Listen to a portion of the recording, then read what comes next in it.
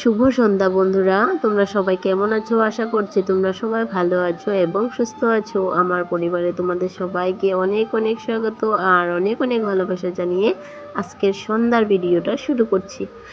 আজকে সারাদিন ভিডিও করিনি জানো তো, কারণ কি আমার কাছে একটা ভিডিও করা ছিল, অন্যরকম ভিডিও, ব্লগ ভিডিও না। তো ভেবেছিলাম এটাই তোমাদের সাথে আজকে শেয়ার করে দেব, কিন্তু আর সেটা হলো না। এডিট করতে গিয়ে দেখি ভিডিওটাই নেই, আমার মোবাইলে ডিলিট হয়ে গেছে। সেটা কিন্তু আমার হাত লেগেই ডিলিট হয়েছে, কি করে জানি না। এডিট করতে গিয়ে দেখি ভিডিওটা নেই, তখন মনটা অনেক খারাপ লেগেছিল। অনেক কষ্ট করে ভিডিওটা শ্যুট করে রেখেছিলাম যে তোমাদের সাথে আজকে শেয়ার করব, কিন্তু হলো না। তো ভিডিও আছে ভেবেই কিন্তু আজকে সারাদিন আমি কিন্তু কোনো ভিডিও করিনি, যে ভাবলাম যে ভিডিওটা আছে সেটা শেয়ার করে দেব। তারপর আমি দেখি না, সেই ভিডিওটা নেই। তো কি করব, কালকে তোমাদের সাথে কি ভিডিও শেয়ার করব সেটা ভেবেই আমি কি করলাম, সন্ধ্যার থেকে ভিডিওটা শুরু করে দিলাম। তো সন্ধ্যার থেকে রাত পর্যন্ত আমি কি করি কি না করি, তো সেগুলো আজকে তোমাদের সাথে শেয়ার করব। আর দুপুরে রান্নাবান্নার মধ্যে ডাল করেছিলাম, আর করেছিলাম ভাত কেরেলা পুর, ডাঙ্গরি আলু ভাজা। তো তোমরা দেখতেই পেয়েছো সেগুলো আছে, আর ডাল গরম করছি। এখন শুধু ভাত করব আর পাঁপড় ভাজবো, তাহলে রাতের খাওয়া হয়ে যাবে। কারণ রাত্রেবেলা তো ভাত বেশি খাওয়া হয় না, আর আমরা রাত্রেবেলা ভাত বেশি খাইও না, কারণ রাত্রেবেলা ভাতটা কমিয়ে খাওয়াটাই ভালো। তো তার জন্য আর একটু করে ভাত বানাবো, হয়ে যাবে। তো তারপর দেখো ওইদিকে আমি ভাতটা বসিয়ে দিয়েছি, ভাতের জল বসিয়ে দিয়েছি। তারপর এদিকে ছেলেকে একটু পড়াশোনা দেখিয়ে দিচ্ছিলাম, একটু অঙ্ক দিচ্ছিলাম, ও অঙ্ক করবে আর কি। ওকে তো একদম টাইম দিতেই পারি না আমি এখন, তাও যতটুকু কখনো সময় পাই একটু নিয়ে বসি আর কি। তো ওকে পাকঘরে বিছানাতে নিয়ে আসলাম, আর এদিকে কাজও করছি, ওকে পড়াচ্ছিও। তো সন্ধ্যাবেলা যে চাটা খাওয়া হয়েছে, তো সেই বাসনগুলোই ধুয়ে নিচ্ছি এখন। সন্ধ্যাবেলা চা খাওয়া আমাদের হয়ে গেল। জানো তো, হঠাৎ করে ভিডিওটা করা আর কি আমার। আমি নিশ্চিন্তা মনে ছিলাম, সারা দিনের কোনো কাজ বাস কোনো ভিডিও করিনি, যে আমার মোবাইলে তো ভিডিও আছে। জানো তো, একটা ভিডিও করার পর যদি ভিডিওটা ডিলিট হয়ে যায়, মনটা কিন্তু অনেক খারাপ লাগে। আর আগেও আমার সাথে এরকম 2 দিন হয়েছে, ভিডিও 2 দিন, আর দোনো দিনই কিন্তু আমার অনেক খারাপ লেগেছিল।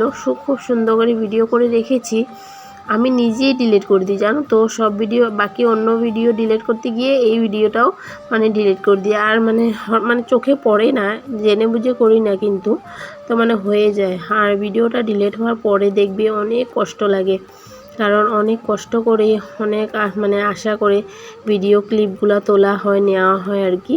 তো তার জন্য আর তো সেই কারণে আর কি হঠাৎ করে আজকে সন্ধ্যার থেকে ভিডিওটা করা। তো ভাবলাম তো তোমাদের সাথে কি শেয়ার করব সেটা ভেবে ভিডিও করছি। আর তো সেটাই আর কি। ছোটো সোনাকে ওর পাপা নিয়ে ওইদিকে আছে, আর আমি এদিকে রান্নাবান্না কাজ করছি। এদিকে বাসন ধুয়ে নিচ্ছি, এদিকে ভাতের জল বসিয়ে দিয়েছি, তারপর এদিকে ছেলেকে পড়াচ্ছিও। আমরা গৃহিণীরা দেখবে 2 হাতে কিন্তু 10 কাজ করতে পারি, সত্যি কথা কিন্তু এটা। দেখো, যেমন আমি ওদিকে ছোটো ছেলে বড়ো ছেলেকে পড়াচ্ছি, এদিকে ভাতও করছি, ভাতও বানাচ্ছি, এদিকে বাসন টাসনও ধুয়ে নিয়েছি। সব কাজ কিন্তু আমরা চতুর্দিকে কাজ একসাথে করতে পারি, কিন্তু ছেলেরা সেটা পারে না। ছেলেরা সেটা যে কোনো এক কাজই করবে। ওদেরকে যদি কখনো বলো যে আমি ছোটো সোনাকে যদি ও নিয়ে থাকে কখনো, তারপর যদি আমি বলি যে এটা একটু করে দাও বা কিছু একটা এনে দাও, তো বলবে দেখছো না তুমি যে ছোটো সোনাকে নিয়ে আছি। সত্যি কথা, এটা ওদের দোষ না, কিন্তু ছেলেরা এমনই হয় যে ওরা সব কাজ করতে পারে না একসাথে, 2 কাজ করতে পারে না। ওরা এক কাজ করবে, তো সেটাই আর কি, একটা করলে আর একটা করতে পারবে না।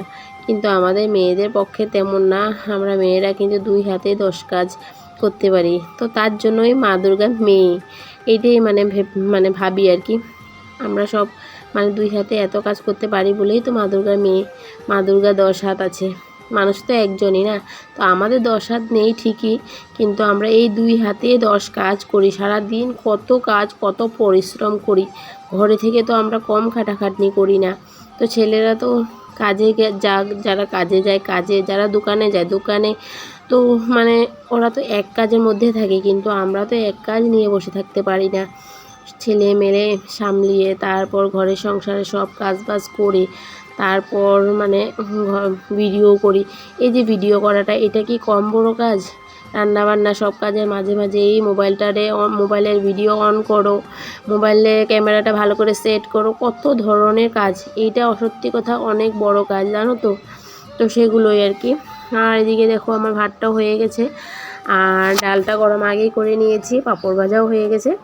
আর পাঁপড়টা এখন একটা পলিথিনে ভরে রেখে দেব, কারণ পাঁপড়টা একটু ঠান্ডা হলে মানে রাখবো আর কি, কারণ গরম গরম পলিথিনের একটা তো পলিথিনটা গলে যাবে, তো তার জন্য।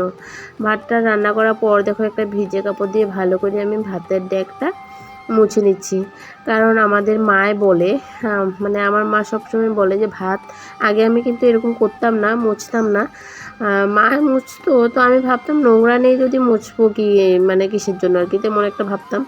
তো মা আমাকে বলেছে যে নোংরা থাকুক বা না থাকুক, কিন্তু ভাত রান্না করার পর ভাতের মার যখন গেলে নিবি, তারপর কিন্তু একটা ভিজে কাপড় দিয়ে ভাতের ডেকে 4-5টা মুছে নিবি, এমন না হলে কিন্তু মা লক্ষ্মী খারাপ পায়। তো সেটাই আর কি। তো তার জন্য আমি মার কথার পর থেকে মানে ভাতের ডেকটা 4 পাশ মুছে নিই আর কি, রান্না করার পর নোংরা হলেও মুছি, নোংরা না হলেও মুছি। তারপর দেখো ছেলেকে আমি দুধ দিয়ে ভাত খেতে দিচ্ছি, ও বলছিল যে না আমি তরকারি খাবো না, দুধ দিয়ে খাবো। তো তার জন্য ওকে দুধ দিয়ে ভাত ভালো করে মেখে দিয়ে দিয়েছি খাওয়ার জন্য, ও বসে খাচ্ছে। আর ওইদিকে দেখো ওর পাপা মানে ভাত খাচ্ছে আর কি, ওর পাপাকে খেতে দিয়ে দিয়েছি। তারপর আমিও সেখানে বসে খেয়ে নিয়েছি।